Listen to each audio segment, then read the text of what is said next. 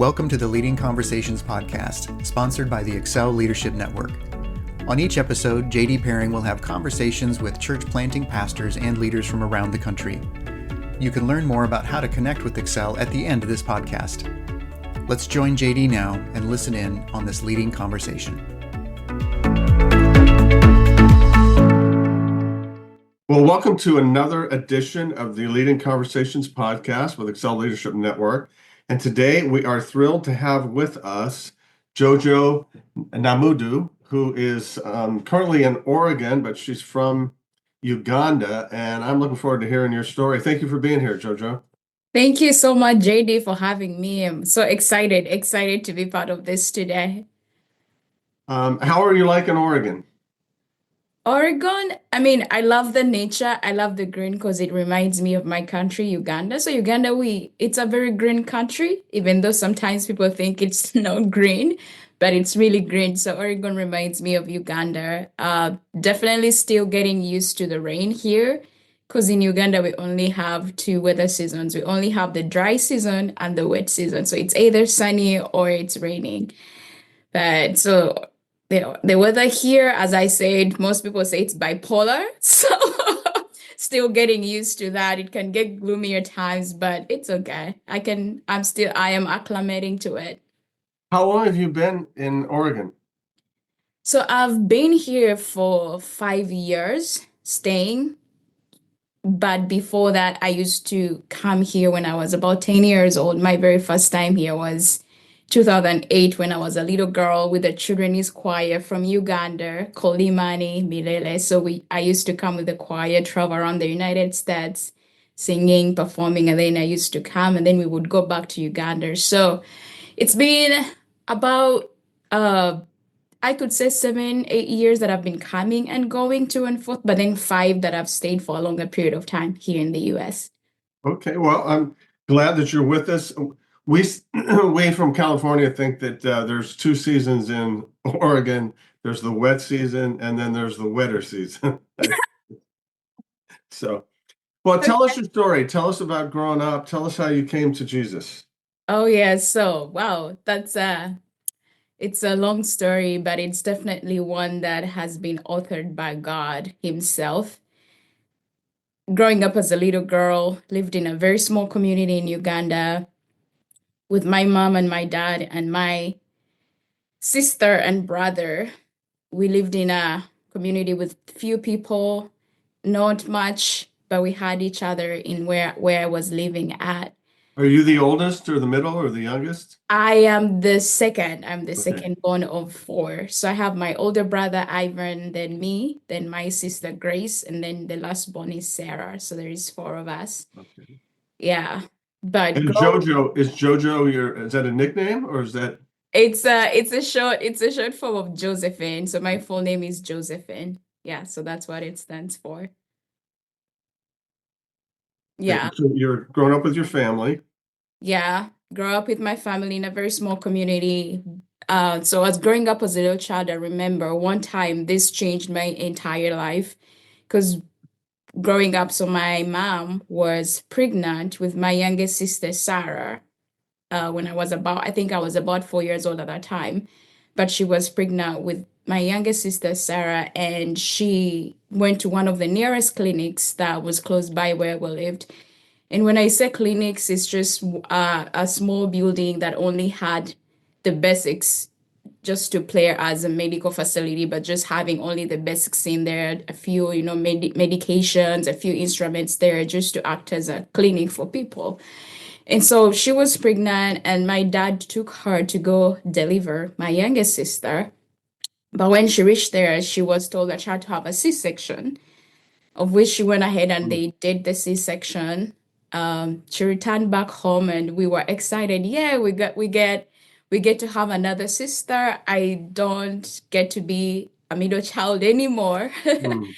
But when she returned home, she started developing infections and she was in deep pain every single day. And my Wow. dad started wondering what was happening. Me as a child, 4 years old, I was watching my mom suffer in pain every day. So my dad decides to take her back to that clinic that she had the C-section. When he reaches there, they tell him that we are sorry to inform you, but when we were carrying out the surgery, something was left within her womb. Oh my. And on top of that, first of all, he has a shock, but on top of that, they added to say, and in order to have the second surgery to take it out, we need $50 to be able to do that. And let me tell you, at that time, my dad told us that that was about, it sounded like $1 million at that time. He didn't have that kind of money. He didn't even know anybody in our community who had that amount of money where we live because it was a small community. And they did nothing to really help her. Instead, they decided, you know what, just take her back home. And so she was brought back home where we lived. And when I say home, where we lived, because I grew up in a house that was made out of, speak of bamboo and mud sticks with grass thatched roofing. That's where we lived in a 1 square room that was only divided by a drape from side to side, where it sort of gave us separation from our parents and then us kids. And we slept on a dirt floor. That's where we slept with no covering, with nothing, but that's where we spent our nights every single day. And then here is a mother who is suffering in deep pain because my dad didn't have the money or the resources to provide for the surgery that was required. And so she suffered every single day. Every single day she suffered in deep pain, in deep agony. And you know, when you're a child, you don't remember so much. You don't quite understand every single thing that is going on in that moment. But vividly, I remember this one night, my dad was not at home because this was a struggling dad at the same time trying to provide for his family, struggling to even provide a meal for us because we only at times survived on one meal a day and we didn't know where our next meal is going to come from the next day. But that one night that I'm talking of, I was at home, me and my brother and my sisters with a newborn baby. My mom screams out in the middle of the night. She screams out in my language that she needed help. Help, I need to get out of this house. I'm tired. She was tired of dealing with the pain and she wanted us to lift her up to get her out of the house and trying to find help. And this is at night in the middle of the dark. I remember me and my brother waking up, still, struggling. You're just waking up from sleep. My eyes still sleepy. So my brother and I, a 4-year-old and a 6-year-old, try to lift their mother up. I carry her, I hold her left hand. My brother lifts her up by the left hand, and we try to lift her up and we try to get out of the house, stumbling back and forth with her because you're trying to provide stability for her to walk because she couldn't walk by herself. And I remember us just walking that night. It's dark outside. We walked and we walked and we kept walking, but we didn't find any help at all. We returned home with my mother, and the next day she just couldn't take it anymore. And so we watched her pass away right before our very own eyes. Oh my. That's awful.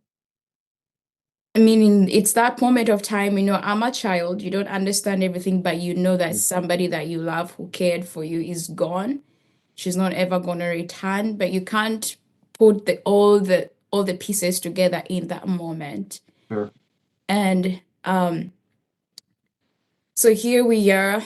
People left us, people deserted us, the people that we knew that would maybe come to our rescue or take care of us, all of them deserted us. My dad always gone looking for, for resources, how to provide for his family. So as an oldest girl, I had to grow up pretty fast because in those moments, there is a baby, you need to take care of that baby at that age, and I had to be responsible, had to grow up. How do we survive? And in Uganda, when you're kids, if you face such situations, girls would often go to, maybe you should go do prostitution as young as we were.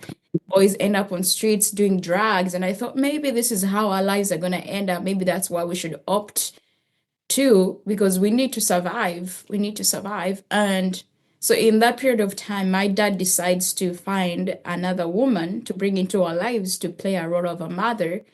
we were excited. Yes, we are going to get a mother. That was the total opposite because she treated us differently. She mistreated us, not didn't treat us as her own kids. She made it evident that you are not my own kids. I didn't give birth to you, therefore, you're not my priority. And so growing up in that kind of rejection, that kind of, situation, you would always wonder, would our lives ever matter? Would our lives even ever make sense at one period of time? Here we are grieving, also facing hunger. That was our constant companions each and every single day. I didn't know so much about God at that time because my dad was Catholic at that time. But I remember just praying and asking God, can somebody ever come to rescue us? Would our lives ever make, you know, make sense? Would we ever be something, somebody in this world? In that season of our lives, I remember the community that we were living in, there was a pastor and the wife who had just started this small school and this small church. And God had given them a mission or a vision to rescue orphan and vulnerable kids. His name is Pastor Moses, and the wife, she's called Miss Hopkins. So God calls them to rescue orphan and vulnerable kids in the community we were living in. And then one of the ladies in our town, her name is Aunt Rose, she introduced us to them because she knew about our story and what we were going through, how we were being mistreated. She introduced us to them. And I remember the very first time that we met them, they decided, we are going to help you. We are going to take you as our own kids. And for me, I remember that was a bright light that just turned on, being rescued from a dark pit. And then, you come out and then see light. And they welcomed us into their house. I mean, this is a man and woman at the same time who didn't have much either, but they were following the voice of God and what God had called them to do. And they just showed us the love of Christ. They just showed us that God still loves us, that God still cares. And my dad was okay with that because he knew, well, my kids are now going to have somebody who cares. And then I remember we started staying in their house, and they did not only rescue us, but they also adopted us and adopted other kids. Did they take all four of you in? Yes, they did take all four of us, all four of Wow. us. And they didn't even stop on only on four of us. They rescued more other kids. So I grew up in a household of 20 kids.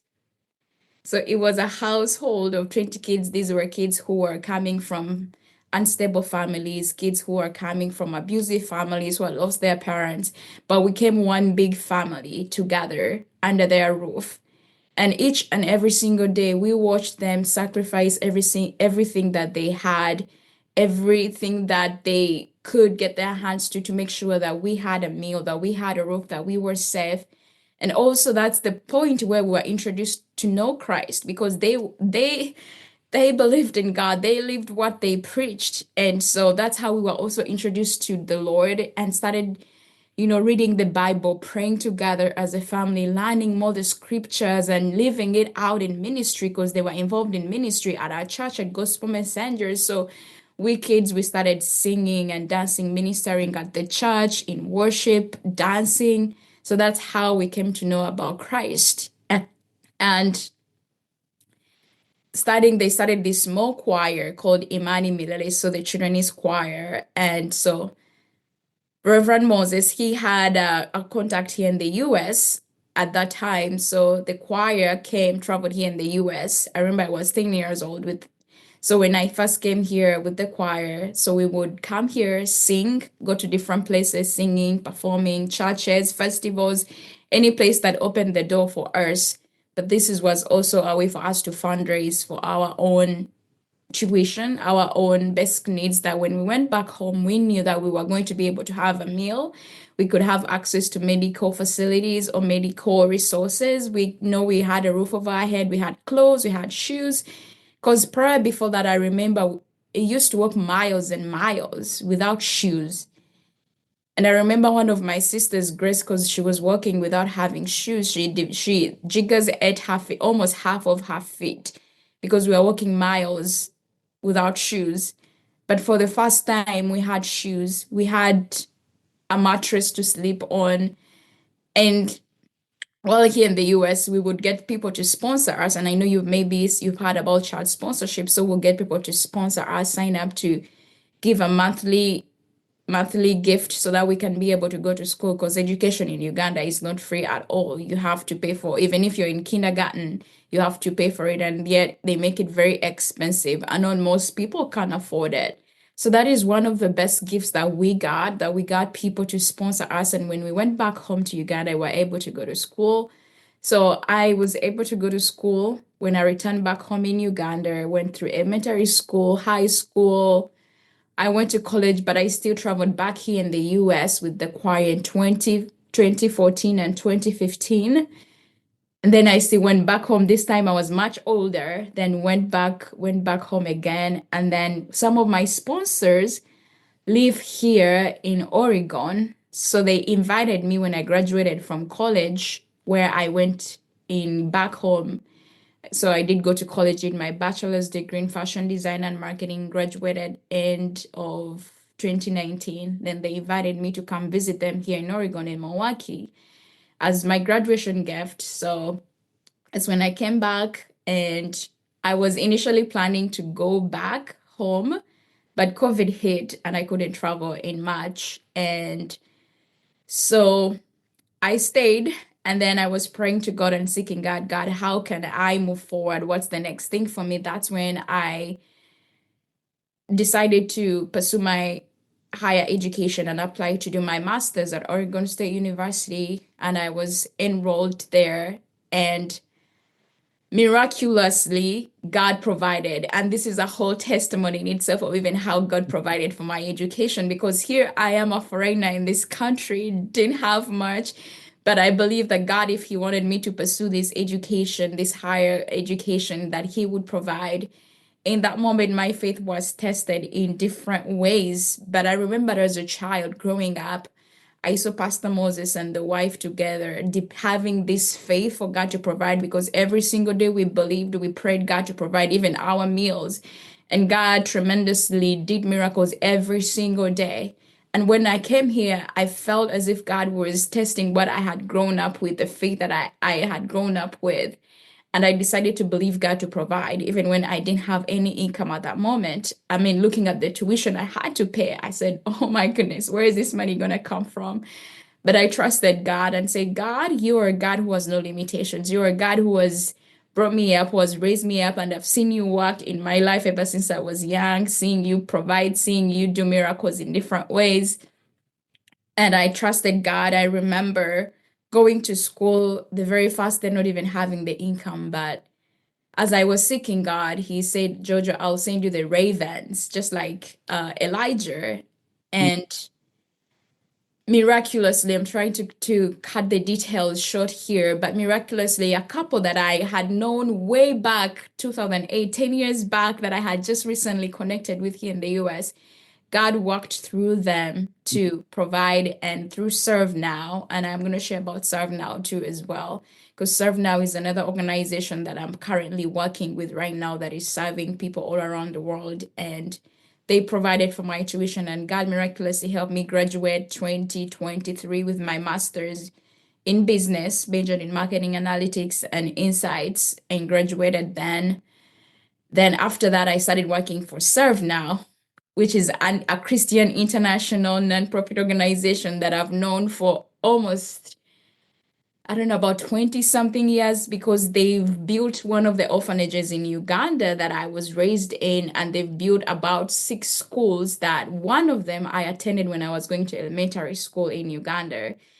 And really, what Serve Now does is to share the love of Christ with the most vulnerable people, partnering pastors and leaders all around the world. It is serving in about 30 countries right now, but really the mission is to share the love of Christ, but also meeting the needs of the people. So that is how my story comes to a place where how I ended up here.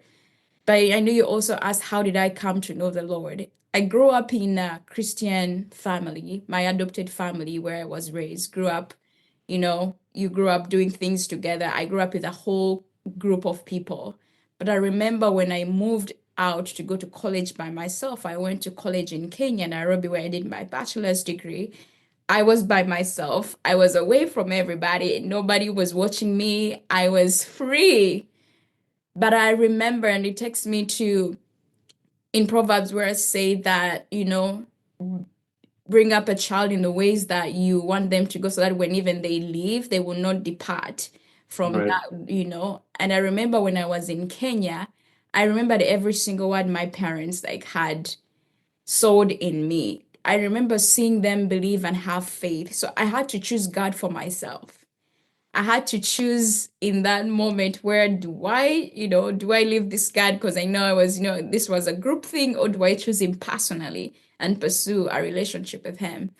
And I remember those years in college, I felt God was showing me himself to me, but also revealing me to me as well.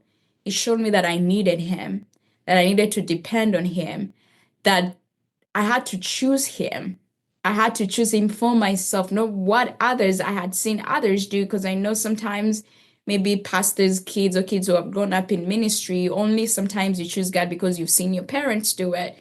But then forget that there is a personal aspect to that. You have to choose him for yourself and pursue him for yourself. So in those moments when I was away from them, I knew that I needed God. I had a hunger, I had a thirst for God and how much I needed him, and of how imperfect I was, how weak I was, how that there was nothing that I could do without him. And so I felt when I was away, I fell just in love with God and the spirit of the living God, and became my best friend. I had trying moments because as I was away from everyone, sometimes I felt alone, but I know that he was always there present with me. And also I wrestled with questioning, is this a good God? How would a good God take away a mother, from these little kids, 4 years old, 6 years old, to a baby? How could he, if he was a good God? But I came to realize that, God is not obligated to answer our questions, but also I pray that God would help me to fill that void or that gap that I felt in me. And took me to I think it's in John where it says that I will never leave you as orphans, when he's speaking about the Holy Spirit, that I'll never leave you as orphans. That became my comforting word, knowing that he's present, that he's with me, and I can walk with him and I can trust him, and he's ever present. And say, your mother, your father might forsake you, but never will I. So those have been my core scriptures foundations, knowing that even though I lost my mom at a very early age, life became tragic at a very early age. I knew that even through it all, that God was still able, God was still faithful, God was still God. And my heart is towards, relaying the same word to people out there, the same message to people who feel, maybe God has forsaken them, God has deserted them. And my own personal story communicates that like God is a God who never leaves us nor forsakes us. And no matter what we've been through, no matter what we've encountered, he's always present. And so that's my story Well, in thank you. Thank you for sharing that testimony. That's it's amazing that you went through all of that. Can I ask, did you have or do you have contact with your biological father? Yeah, I do. I do have contact. We do have a good relationship. My sisters and my brother and I have a relationship with him, and he knows we are believers, and he's seen what God has done in our lives, and he testifies of the goodness of God himself. So yes, I do have a relationship with him. That's and you. It sounded like you had the proverbial evil stepmother.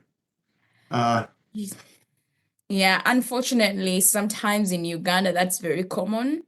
okay, Yeah, it's very common if somebody, they didn't give birth to you, I don't have responsibility over you. But right now, I look at it in a whole different perspective and say, God worked it all out. Forgive her. I talk to her, have a relationship with her. If she needs anything, support, I'm gonna help her. So just to love her with the love of Christ. that's a wonderful attitude. And you're still in contact with Pastor Moses and Oh yes, they are still my parents. They so Serve Now, they are the coordinators of Serve Now in Uganda. And he is a church Oh, planter. He has planted about 1,700 churches in the different parts of Uganda. wow.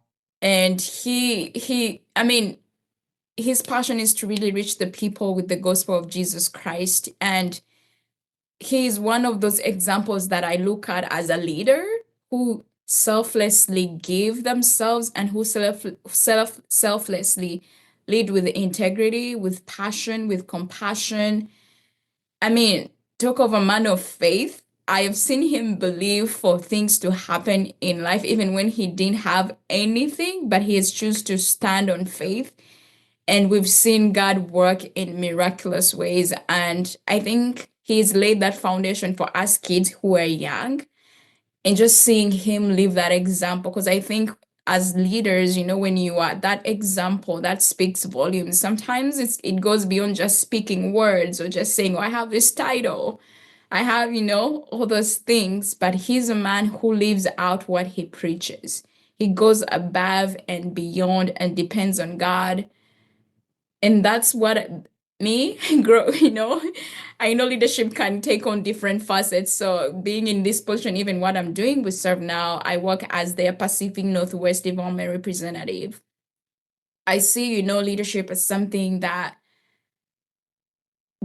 you just have gotta have that heart that God is the first place in you, that your accountability is first to God. And then the other follows, and leading from that place where what, God, you are my number one priority. My accountability is first to you. That's what I've seen Pastor Moses do, and he continues to do it daily and daily and daily and daily. So That's yeah. wonderful. That's wonderful. What can we do for you? You're the Pacific Northwest coordinator. What can we do to serve you? Yeah, so what you can do to serve me, first of all, I'm always open to connecting with people. Definitely something like this, sharing my own personal story. Because right now, I share my own personal story with different people, churches, so that they can partner with us and buy into the vision that we are on. Or we're always looking for different partners. We have different projects that we do in the 30 countries. I always share about that and looking for individuals who really have the heart of reaching the many with the gospel of Christ, not only in physical needs or spiritual needs, but also in tangible ways. Because we go from providing discipleship materials to microfinance to skill training to, providing bicycles for pastors out there.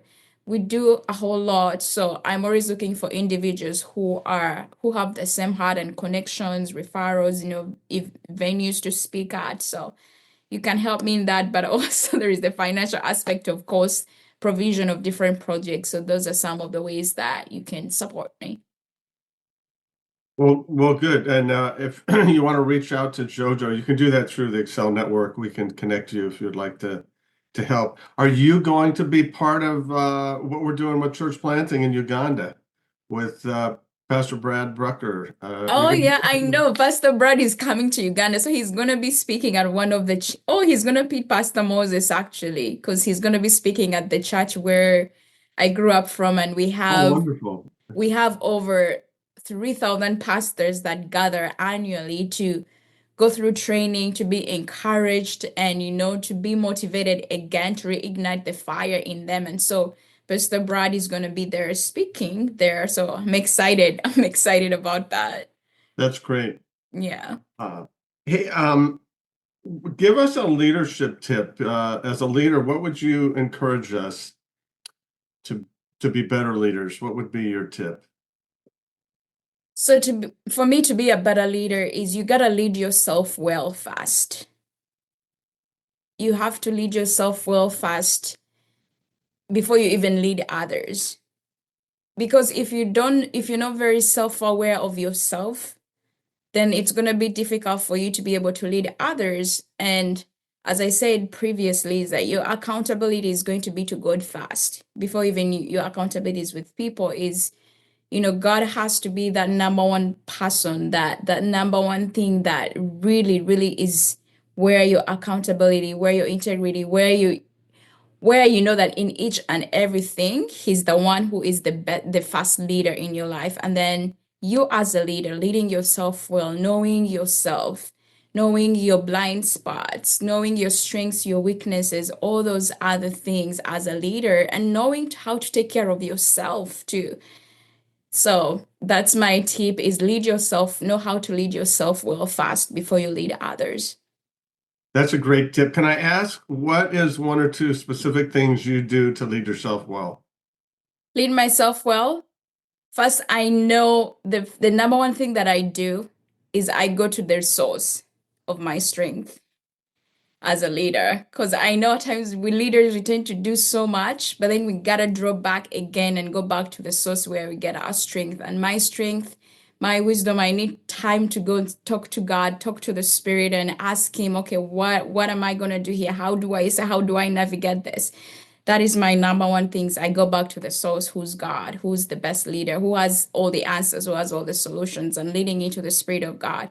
And then the second thing that I do as a leader is knowing that I am a good listener to those people that I'm leading, that I listen to what they're voicing, listening to them, and then also knowing that I can't do this alone. I need a group of people Mhm.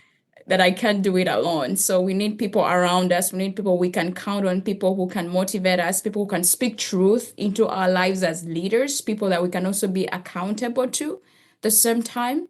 So those are my two things. Okay, good, good, good. Hey, what do you miss most about Uganda? The most that of course, my family, but I also miss the food. I miss the food in Uganda. I What's a dish that you miss? What's the Uganda food? So the typical one, it's called matoke, and matoke is more of a plantain, but not really a plantain. It's a delicacy among my tribes. From the Baganda tribe, and we make this as a delicacy. It's a very special meal. Matoke is it's green bananas. They are peeled and then steamed and then cooked for a whole day, and then we eat it with ground nut stew, sort of peanut stew.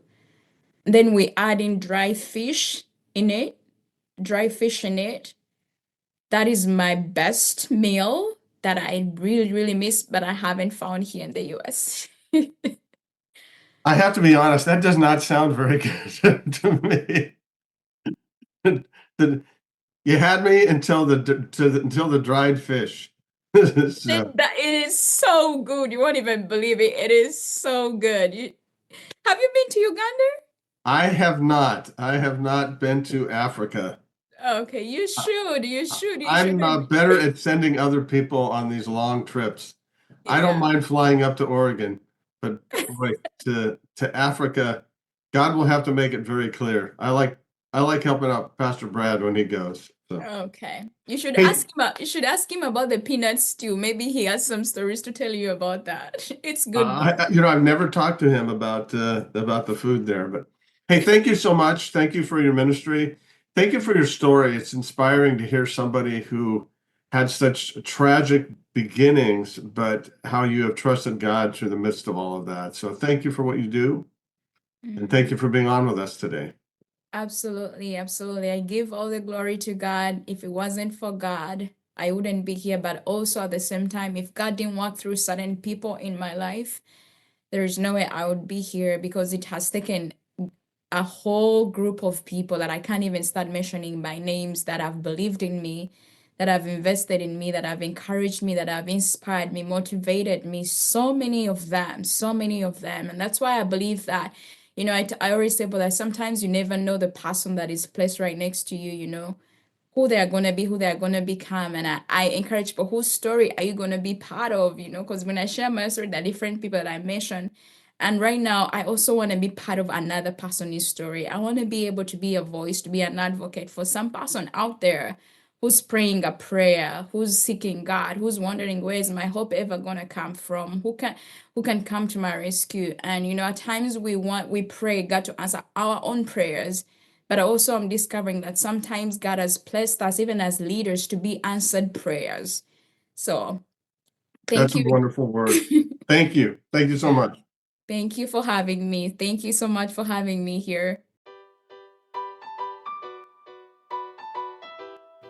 Christian Community Credit Union is America's leader in biblical banking solutions.